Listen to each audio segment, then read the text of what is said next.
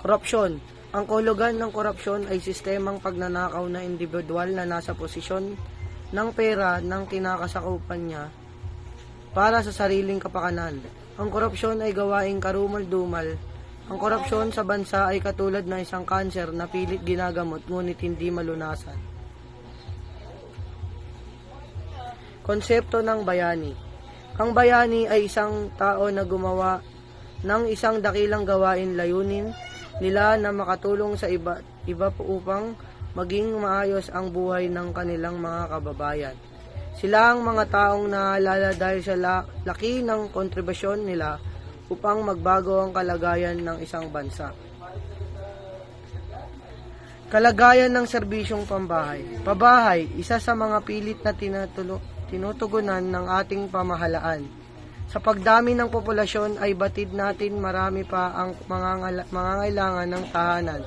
Pagdating ng panahon, nakakalungkot isipin na kahit ilalim ng tulay ay ginagawa ng tirahan ng iba. Kahit mga lupang di nila pag-aari ay tinatayuan na rin ng tahanan ng marami. Pangyayaring kapag binawi ng may-ari ang lupa ay humahantong ang demolusyon sa kaguluhan. Pangkalusugan. Ang kalusugan ay ang estado ng pagiging masigla at maayos ng isang tao sa aspeto ng pisikal, mental at sosyal. Ito ay hindi lamang ang kawalan ng sakit o kapansanan, kundi ang kakayahan sa makapamuhay ng may kalidad at kasiyahan.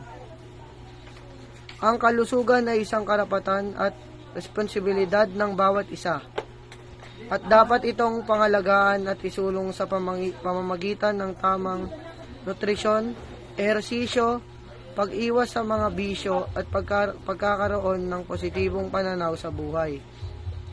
Ang kalusugan ay nakakaapekto sa lahat ng aspeto ng ating buhay, mula sa personal na relasyon hanggang sa propesyon, kaya mahalaga na alamin natin ang mga salik na nakakaimpluwensya sa ating kalusugan at ang mga paraan kung paano natin ito mapapabuti at mapapanatili. Kalagayan ng serbisyong transportasyon. Sa Pilipinas ay hindi pa gaanong maunlad dahil sa mga sumusunod na dahilan, mga bulubunduking lugar sa bansa at mga nakakalat na mga pulo. At ang patuloy na hindi paglalaan ng pondo ng pamahalaan sa infrastrukturang pantransportasyon ng bansa. Subalit sa mga nakalipas sa taon, ang pamahalaan ay sumisikap upang maipaganda ang sistema ng transportasyon sa bansa sa pamamagitan ng iba't ibang proyekto pang infrastruktura. Edukasyon. Ang edukasyon o pagtuturo ay proseso ng pagpapadali ng pagkatuto o pagtatamo ng kaalaman, kasanayan, prinsipyo, moralidad, paniniwala at paggawa. Ano ang bagyo? Ang bagyo ay isang malaking unos na mayroong pabilog o spiral na itsura. May dala itong malakas na hangin at may dala itong mabigat na ulan. Bakit nga ba nagkakaroon ng bagyo? Ang pagdagsa ng maraming bagyo ay maaaring epekto ng climate change o pagbabago ng klima sa iba't ibang lugar o sa iba't ibang bansa dito sa ating mundo. Ngayon dadako na tayo sa kung paano ba nabubuo ang bagyo. Ang kailangan para mabuo ang isang bagyo ay warm o mainit at malamig na hangin. Kapag nagtagpo ang mga ito, ang mainit na hangin at malamig, ganito ang mangyayari. Dahil mainit ang karagatan na malapit sa equator, sila ay nag-evaporate kaya merong warm at moist air. Ito ay pumapaitaas at namumuo sa atmosphere pagkatapos ang water vapor ay dadaan sa proseso na tinatawag nating condensation.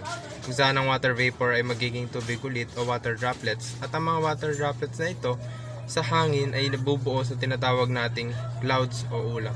Ito na ba ang tinatawag nating bagyo? Baha. Ano nga ba ang baha? Ito ay labis na pag-apaw ng tubig o isang paglawak ng tubig na natatakpan na ang lupa. Ito ay tinuturing na dinrubyo. Sanhi nito ang ulang rumaragasa o bumubugso. Bakit nga ba nagkakaroon ng baha? Ang pagbaha po ay isa sa pinakamalaking problema ng ating bansa, lalong-lalo na kung tag-ulan o may bagyong sinasabayan ng malakas na buhos ng ulan. Ang mga pagbaha ay panganib sa buhay ng isang tao. Maaari kang mawala ng mga ari-arian sa maraming dahilan, o maaari kang makakuha ng mga sakit katulad ng leptospirosis at marami pa dahil sa iba't ibang kemikal at virus na nasa tubig na maaari mong ikamatay.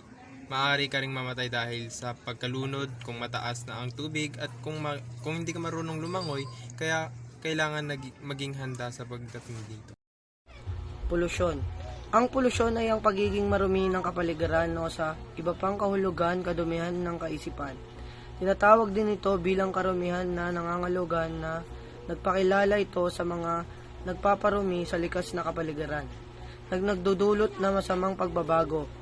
Maaring magkaroon ng anyong polusyon ng anumang sustansya, solido, likido o gas, o enerhiya tulad ng radyotibidad, init, tunog o liwanag.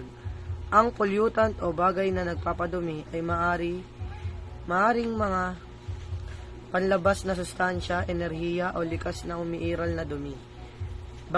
Bagaman maaaring naidulot ng pangyayaring likas ang polusyong pangkapaligiran, pangkalahatang nagpapahiwatig ang salitang polusyon na may pinagmulang antropoheniko, ang mga dumi, alalong baga, nagmula ito sa mga aktibidad na nilikha ng tao. Mabilis na urbanisasyon. Ang kapaligiran ay nagdusa ng labis dahil sa mabilis na urbanisasyon ng Asya. Ito ay umantong sa mga ugnay na problema tulad ng paglaganap ng mga mahihirap o depressed area at mga komunidad na may mga rape na sakit at iba pang mga panganib sa kalusugan. Ang mga suburb sa lungsod ay apektado ng urbanisasyon dahil sila ay inaalis dito na naging sanhi ng pag-ubos ng mga likas na yaman. Ang kalusugan ng mga naninirahan sa lungsod ay direktang nakasalalay sa urbanisasyon habang mga industriya ay naglalabas ng wastewater sa tubig at lupa. Magandang araw sa ating lahat, no? Dumako naman tayo sa pangmalawakang pagkawasak ng kalikasan o tinatawag na climate change. Kung papansin nyo, tumitingin ako doon, meron akong binabasa para hindi ako malito o maliyaw, para tuloy-tuloy yung discussion natin, no? So, umpisa na natin. Ito yung pangmatagalang resulta ng pabago-bago ng panahon, maaaring epekto ng hindi tamang pangangalaga sa ating kalikasan.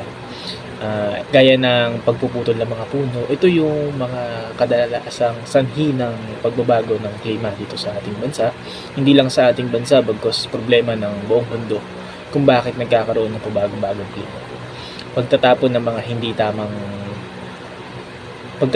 mga hindi tamang tapunan gaya ng mga ilog, Pasig River, diba? Yung mga nagtatapon sa kanal, yung mga sa dapat maging responsable tayo sa mga bagay na yan dahil tayo rin ang mapeperwisyo, sarili din natin yung mapeperwisyo kapag hindi natin ginawa ng tama at inalagaan yung kalikasan na meron tayo. So, sumunod naman tayo sa papaliwanag ko sa inyo kung ano yung climate change. Gaya ng mga sinabi ko kanina, ang climate change ay ang pabago-bagong karaniwang panahon o klima na dapat na mayroon isang lugar. Ito ay nangyayari dahil sa pagtaas ng greenhouse gases at sa nagsasani sa pag-init, sa pagpatuloy na pagpapainit dito sa ating mundo. At ito yung mga sanhi niya, no? Sa mga gumagamit ng mga gasolina, pagputol ng mga puno, ayun yung mga sanhi niya. Tapos pagsunog ng mga fossil fuels at plastic, lalo na yung plastic. Dapat maging irresponsible tayo, 'di ba? Kaya nga meron tayong yung ating local government, nagkaroon sila ng mga project para sa mga recycle, yung mga basura na ginagawa nating mga produkto para maging pera. 'Di ba nga ika nga nila ang pera ay nasa basura. So ang sumunod naman is enerhiya mula sa araw, pag-ikot ng mundo. No, init mula sa ilalim ng lupa, global warming, ayan yung mga sanhi. Tapos ito naman yung epekto sa ating bansa. Patuloy na pagtaas ng temperatura, pagtaas ng antas ng tubig ng dagat, di ba? Napapansin nyo, nagiging high tide na yung ating dagat dahil sa patuloy na pagtunaw ng niebe o ng mga yelo dito sa ating bansa. Tapos maaaring magdulot siya ng problema ng ekonomiya dito sa ating buong mundo, hindi lang dito sa ating bansa. Dalawa siyang uri, meron siyang climate change at global warming. Ito naman ang global warming, ito yung pinagkaiba nila. Ang global warming naman ay ang pagtaas ng pandaigdigang temperatura. Ito ay dahil sa pagtaas ng bilang ng carbon dioxide at hindi pang greenhouse gases.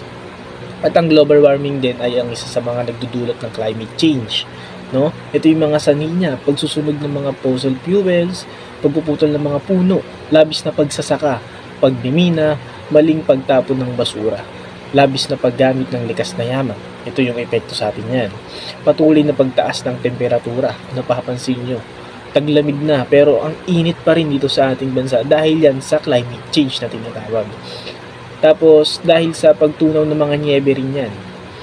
Tapos ano pa, maaaring maapektuhan ng ating agrikultura na maaaring magdulot ng problema sa ekonomiya natin, no? Napansin nyo naman kung gaano kahirap at kung gaano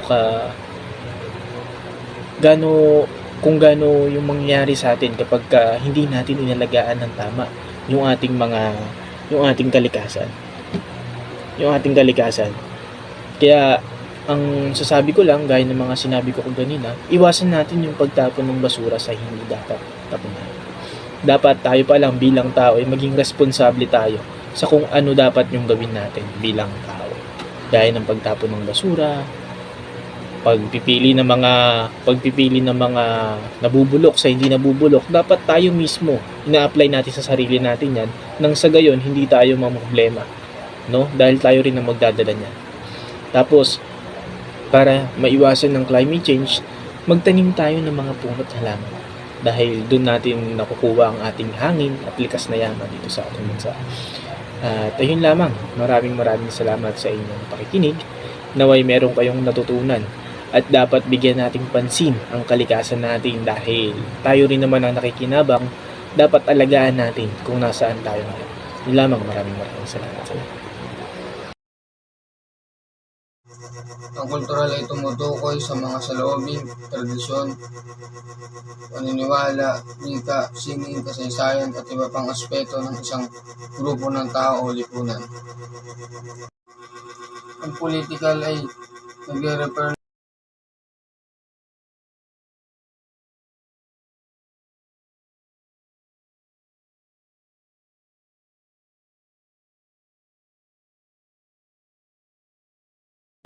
Lingwistikong ekonomikong dislokasyon.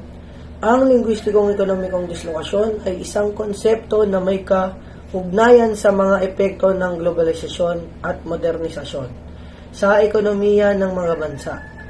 Partikular sa aspeto ng wika o lingwistika, ito ay nagpapakita ng kung paano ang pagbabago ng wika at komunikasyon ay maaaring magdulot ng pagbabago sa ekonomiya at imperyo.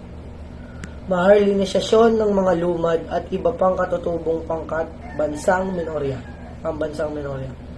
Ang maharlinisasyon ng mga lumad ay tumutukoy sa kalagayan kung saan ang mga lumad, isang pangkat ng mga katutubong tao sa Pilipinas, ay nahaharap sa mga suliranin at panganib na nagiging sanhi ng kanilang pagkakabukod o pag-aalis sa mga pangunahing proseso ng lipunan at ekonomiya. Ito ay isang issue ng sosyal, ekonomiko at politikal na pagmamalupit o pagsasamantala sa mga katutubong komunidad. Mga maritang tagalungsod, urban or poor. Ang tawag sa kanila ay minsan ay squatter. Tinatawag din silang informal settlers at slum dwellers. Sa katunayan, kahit ang gobyerno ay ganito rin ang tawag sa kanila, na para bang sila ay dungis sa mukha ng animoy dumalagong ekonomiya at nang lumalapad na lungsod, subalit ang malalitang tagalungsod ang magpapasinunggaling sa sinabing lumalagong ekonomiya. Sila ay patuloy na nabubuhay sa kalagayan ng kawalan ng trabaho, kasiguruhan sa hanap buhay, sapat sa sahod, disenteng pabahay at serbisyong panlipunan. Patuloy na dumadami ang bilang na marilitang tagalungsod habang lumalala ang krisis, pang-ekonomiya at panglipunan sa ating bayan. Manggagawang kontraktual. Isang katayuan sa trabaho kung saan ipagkakait ang ugnayan employer-employee sa pagitan ng isang manggagawa at ng kapitalista o kumpanyang tunay na nakikinabang sa kanya lakas pagawa. Pinagkakait sa kanya ang katayuang regular employee ng naturang kumpanya o kapitalista. Tinutukoy naman ng kontraktualisasyon ang kalagayan kung saan umiiral ang mga kontraktual at katunayay pinaparami pa nga. Magsasaka. Ang mga magsasaka ay karaniwang makikita sa probinsya dahil sa kanilang onting populasyon kesa sa syudad. Ito rin ang nagbibigay ng mga bigas sa iba't parte ng bansa sa pamamagitan ng pagsasaka. Sila ay nagtatanim gamit ang palay, iba't ibang buto ng prutas at mga gulay upang may mabigay na pagkain sa pang-araw-araw na pamumuhay. Tsuper at tricycle. Tsuper.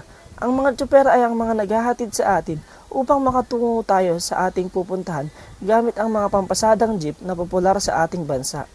At ito rin ang kanilang pinagkakakitaan para sa kanilang pang-araw-araw. Tindera, tindero. Lalaki nagpapatakbo ng tindahan o nagtitinda sa tindahan.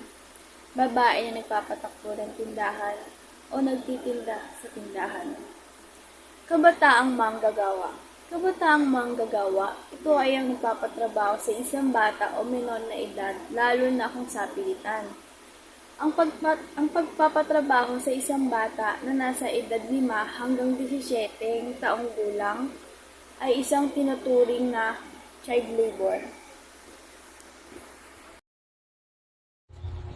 Out of school youth, ang tawag sa mga kabataang hindi nakapagpatuloy ng pag-aaral o sumulat sa pool pa lamang ay hindi pa nakakapag-aral. Migrante sa panahon bunsod ng globalisasyon. Ang migrante at iba pa sa konteksto ng globalisasyon ay maaaring tumutukoy sa mga migrante o manggagawang dayuhan na naglalakbay at nag-aalisan sa kanilang mga bansa ng pinagmulan upang magtrabaho o mamuhay sa ibang bansa. Malnutrisyon. Malnutrisyon ay isang palansak na kataga sa kondisyong medikal na sanhi ng mali o kakulangan sa pagkain.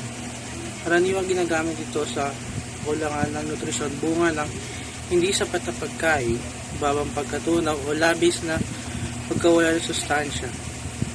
Ang malnutrisyon bilang kawalan ng sapat ng sustansya upang manatili ang malusog na katawan ay karaniwang kalakip ng lubang kahirapan sa mga bansang umuunlad.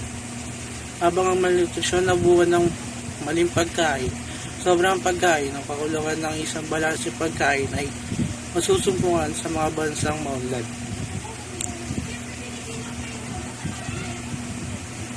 Kawalan ng seguridad sa pagkain.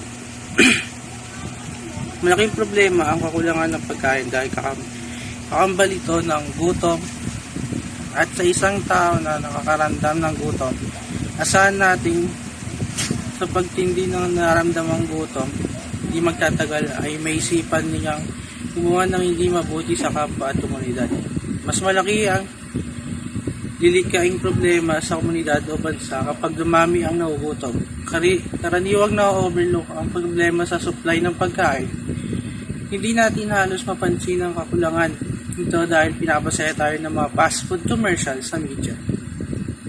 Dagdag pa rito ang pagiging dependent natin sa importasyon ng mga produkto. Magigising na lamang tayo na may problema pala sa pagkain kapag narinig natin ang balita sa radyo o telebisyon na tumaas na naman ang presyo ng gulay, karne, bigas o mga rekado.